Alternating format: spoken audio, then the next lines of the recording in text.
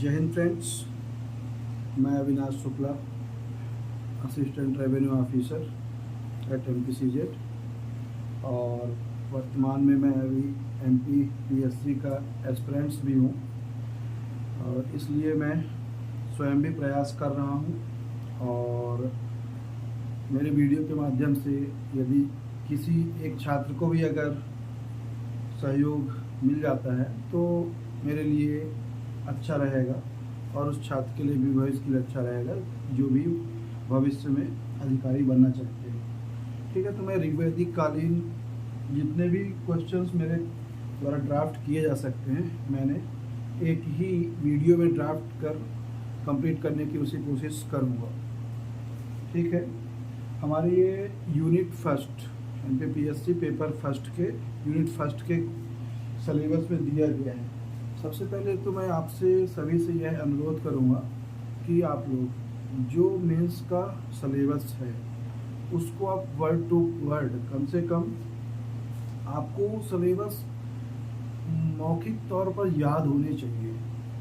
यदि आपको सिलेबस याद है, कंठस्थ है, तो आप ये मान लीजिए कि निश्चित तौर पर 30% तो आपका कोर्स कंप्लीट हो ही चुका है। ठीक है, तो मैं ज़्यादा समय ना लेते हुए क्वेश्चंस को एक्सप्लेन करने जा रहा हूँ। ठीक है, मैंने क्वेश्चन बनाया है ऋग्वैदिक कालीन भौगोलिक, सामाजिक, राजनीतिक, आर्थिक और साथ ही धार्मिक बिंदुओं पर विवेचना कीजिए।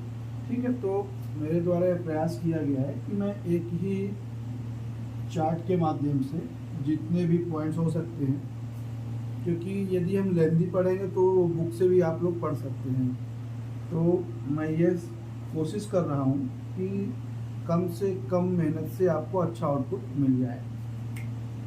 ठीक है, अब यहाँ पर ऋग्वैदिक कालीन जो समाज था, अर्थव्यवस्था था और जो भी धार्मिक व्यवस्था थी, तो सबसे पहले हमें यह समझना चाहिए कि किसी भी काल के जो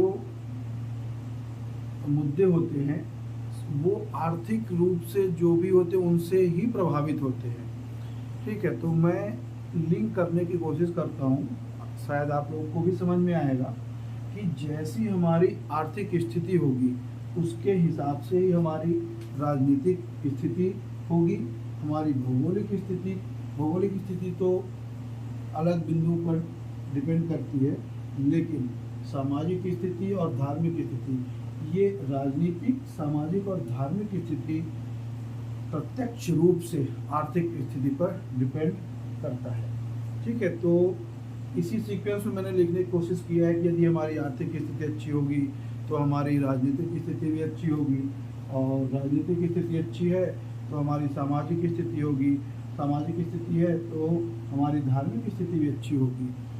ठीक है, तो ऋग्वैदिक कालीन जो समाज था, ऋग्वैदिक कालीन समाज में इसे हम भरण पोषण की अर्थव्यवस्था कह सकते हैं, क्योंकि जो उत्पादन था वो सरप्लस नहीं था, इसलिए हम इसे भरण पोषण अर्थव्यवस्था कह सकते हैं। ठीक है, ऋग्वेद के अगर सबसे पहले हम लिखेंगे कि ऋग्वेद के चौथे मंडल पे हमें कृषि और पशुपालन के बारे में जानकारी प्राप्त होती है, क्योंकि ऋग्वैदिक कालीन में जो अर्थव्यवस्था कृषि और पशुपालन था, सामान्य रूप से यह केवल अपने उपभोग की वस्तुएं ही उपज कर पाते थे और इसी आधार पर कि केवल हम लोग उपज करते हैं और खा लेते हैं, सरप्लस का उत्पादन नहीं होता था ऋग्वैदिक समाज में। कृषि के लिए यहाँ पर उपयोग किया गया था उर्वरा, और पशुपालन के लिए अगर हम देखें तो चारागाह, जिसे हम गव्य और गव्यति भी कहते थे। ऋग्वैदिक समाज में उस अर्थव्यवस्था में गाय का एक महत्वपूर्ण योगदान था, क्योंकि गाय को संपत्ति समझी जाती थी और गाय के लिए ही बहुत से युद्ध हुए हैं। गाय एक महत्वपूर्ण स्थान था, अधन्या भी कहा गया गाय को। तो यहाँ पर गाय मुद्रा की भांति कार्य करती थी। भूमि पर सामूहिक अधिकार था, किसी भी एक व्यक्ति का अधिकार नहीं था, निजी संपत्ति का अधिकार नहीं था, भूमि पर सभी का अधिकार था, सभी लोग एक साथ उत्पादन करते थे और उसी का उपभोग करते थे। ठीक है। फिर तांबे और कांसे के जो मुद्राएं थे उन्हें हम या बर्तन थे उन्हें अयस्क कहा जाता था। मैंने आपको बताया चूँकि भरण पोषण की अर्थव्यवस्था थी और वस्तु विनिमय बार्टर सिस्टम यहाँ पर चलता था। कर के लिए किसी भी अधिकारी का उल्लेख नहीं मिलता है। अब आप सोचने वाली बात है ये कि कर कैसे कोई दे पाएगा, यदि हमारे उत्पादन ही नहीं हो रही है तो हम टैक्स कैसे जमा करेंगे। तो केवल भरण पोषण अर्थव्यवस्था के कारण कर नहीं दिया जाता था, स्वेच्छा से जो कर दिया जाता उसे हम भाग कहते थे। ठीक है।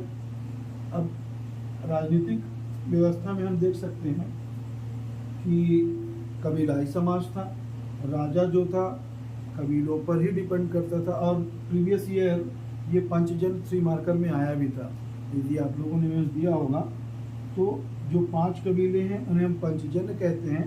ये 3 मार्कर में क्वेश्चन आया था, जो लोग नहीं पढ़े होंगे तो उनसे निश्चित तौर पर वो नहीं बना होगा जब पेपर में आया था ईवीएस में। तो 5 कबीले जिन्हें हम पंचजन कहते थे, वो 5 कबीलों के नाम हमें लिखना था। अनु, ध्रुव, ध्रुव है, पुरु, तुर्वस और युद्ध। ठीक है। अब राजनीतिक व्यवस्था में सबसे छोटी इकाई ग्राम थी। ग्राम कई ग्रामों से मिलकर विश्व बना और विश्व ग्राम और विश्व ये सब मिलाकर जन का निर्माण हुआ। तो ग्राम के प्रधान को हम ग्रामीणी कहते थे, विश्व के प्रधान को विश्वपति कहते थे और जन के प्रधान को राजा या जनपति कहते थे। यहाँ पर जनपद का उल्लेख नहीं हुआ है। ठीक है। जन राजा या जनपति का 275 बार ऋग्वेद में उल्लेख मिलता है, पर जन का उल्लेख मिलता है, राजा जनपद का उल्लेख नहीं मिलता है। ठीक। असीमित अधिकार राजा के पास नहीं था, क्योंकि उनको नियंत्रण करने के लिए सभा, समिति, विधत और गण होती थी। ठीक है। 10 राज का युद्ध होता है, रुश्मी नदी के किनारे होता है और जो प्रमुख अधिकारी होते थे उन्हें हम रत्नी कहते थे, क्योंकि आपके 3 मार्कर में प्रश्न बन सकता है कि रत्नी कौन थे। तो ऋग्वैदिक राजनीतिक व्यवस्था में रत्नी क्या होते थे, प्रशासनिक अधिकारी होते थे। ठीक है। भौगोलिक स्थिति में हम देखें, इसका स्रोत ऋग्वेद से हमें प्राप्त होता है। ये सब सिंधु प्रदेश से जो आर्य लोग आए थे, ये सब सिंधु प्रदेश में निवास करते थे। ठीक है। सामाजिक व्यवस्था पितृसत्तात्मक सामाजिक व्यवस्था थी। नारी की स्थिति अच्छी थी, नारी को अधिकार कम थे लेकिन इनकी स्थिति अच्छी थी, शोषण नहीं होता था। ठीक है। 10वें मंडल में हमें 4 वर्णों का उल्लेख मिलता है। अब वर्ण 4 वर्ण या उसे हम व्यवसाय के आधार पर विभाजित किए थे या रंग के आधार पर विभाजित किए थे। स्त्रियों में हम देखें लोक मुद्रा विदर्भ राज की कन्या थी, इनका विवाह अगस्त ऋषि के साथ होता है और इन्होंने ऋग्वेद की रचनाओं में बहुत ही महत्वपूर्ण योगदान दिया है। अमाजु, जिन कन्याओं का ये ऐसी कन्याएं या स्त्रियाँ होती थी जिनका विवाह बहुत समय तक नहीं होता था, उन्हें हम अमाजु कहते थे और पुनर्विवाह की प्रथा भी प्रचलित थी। अंतर जाति विवाह भी संपन्न कराए जाते थे। ठीक है। धार्मिक व्यवस्था एकेश्वरवाद था, बहुलवादी था, सभी को मिलाकर के। बहुलवादी का आशय है कि कई कार्यों के लिए अलग अलग देवताओं की पूजा की जाती थी। जैसे इंद्र की पूजा की जाती थी, अग्नि की पूजा की जाती थी। सर्वाधिक बार इंद्र का हमें क्या मिलता है, इसका इंद्र 250 बार ऋग्वेद में इसका उल्लेख मिलता है। अग्नि की 200 सूक्त मिलते हैं। वरुण जिसे हम पानी का देवता कहते हैं, सोम और मारु ऐसे